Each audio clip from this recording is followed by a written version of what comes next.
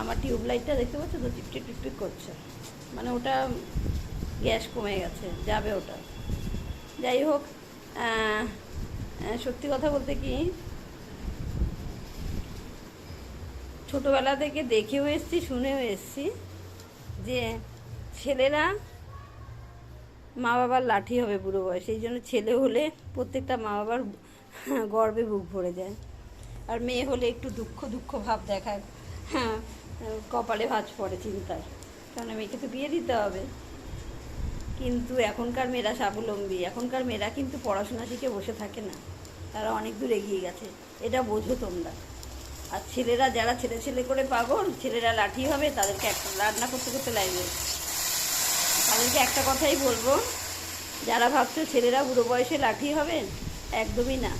ছেলেরা লাঠি হবে তার শ্বশুর শাশুড়ি, আর মেয়েরা তোমার। তবে কাকে বেশি প্রয়োজন বলো?